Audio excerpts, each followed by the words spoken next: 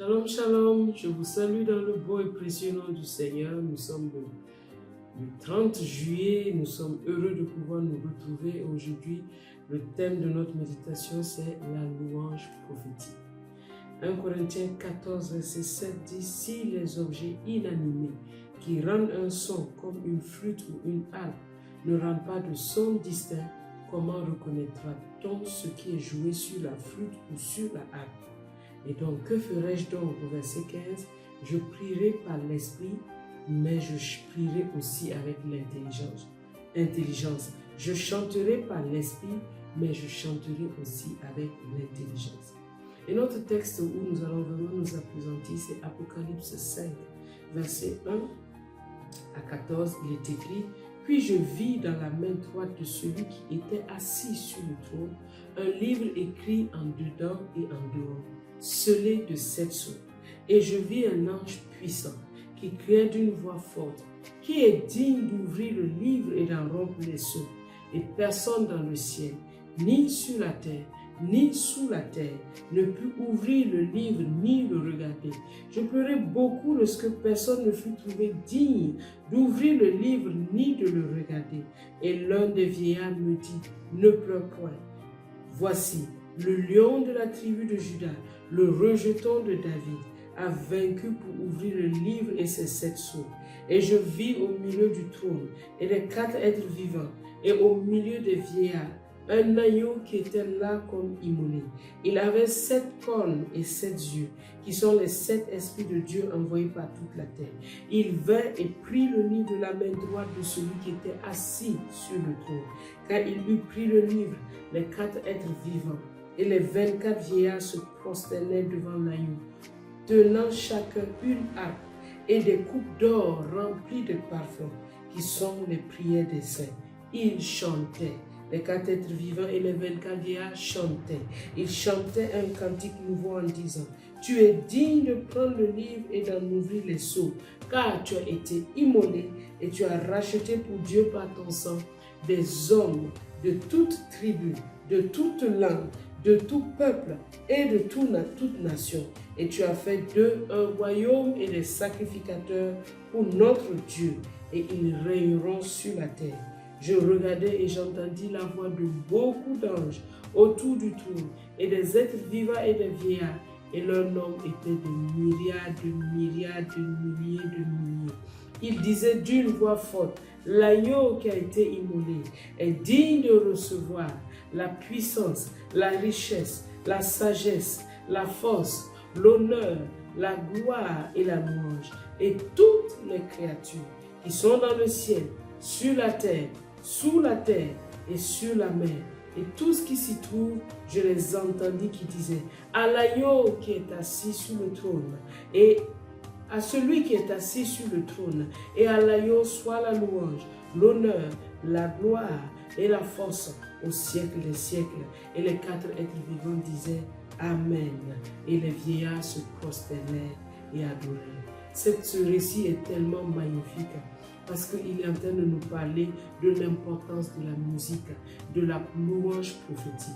Et la Bible nous montre que Dieu veut recevoir la louange de toute la création. Et c'est seulement, vous voyez que ceux qui ont initié cette louange, c'est les 4 êtres vivants et les 24 vieillards, c'est eux qui ont commencé à chanter.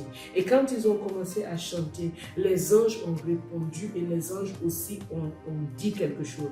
Et quand les anges ont dit quelque chose, toutes les créatures qui sont dans le ciel, toutes les créatures qui sont sur la terre, toutes les créatures qui sont dans la mer, toutes ont commencé aussi à dire à celui qui est assis sur le trône, soit la louange, la gloire, la force. Et les 4 êtres vivants disaient Amen. Il y avait une unité, il y a une unité dans l'adoration. Et la louange ne doit pas manquer dans notre vie. Adorons et louons le Seigneur. Et l'apôtre a dit que ce jour du 30 juillet est un jour de louange prophétique. Tu vas chanter, prendre le temps de chanter des louanges. ô Seigneur, et libérer les sources des flots de vie qui sont en toi. Parce que ta louange va amener une réponse. Comme les 4 êtres vivants et les 24 vieillards, quand ils ont chanté, les anges aussi ont chanté. Et quand les anges ont dit, après toute la créature aussi a dit. Donc, nous pouvons déclencher cela en louant le Seigneur. La Bible nous montre que David jouait de la harpe. Et quand il jouait de la harpe, les mauvais esprits de Saül partaient. Parce que quand il jouait la harpe, le Saint-Esprit qui était en lui, le Saint-Esprit se mouvait, il libérait comme le Saint-Esprit entre guillemets, et Saül était libéré de ses esprits mauvais. C'est dans l'atmosphère prophétique que Saül a prophétisé. Il a trouvé une troupe qui était en train de chanter et Saül a commencé à prophétiser. Nous voyons même que Élisée, pour prophétiser, il a demandé un joueur de harpe. Donc, pour accéder vraiment à la vie de l'esprit, nous ne devons pas négliger la dimension de la musique, de la chanson. Donc aujourd'hui, c'est un jour de louange prophétique. Loue le Seigneur, mais utilise ta voix et chante pour le Seigneur. Bénis le Seigneur. Dis, l'agneau qui a été immolé est digne de recevoir puissance, richesse, sagesse, force et honneur, gloire et louange, alléluia, amen. L'agneau qui a été immolé est digne de recevoir puissance, richesse, sagesse, force et honneur, louange et gloire, alléluia, amen.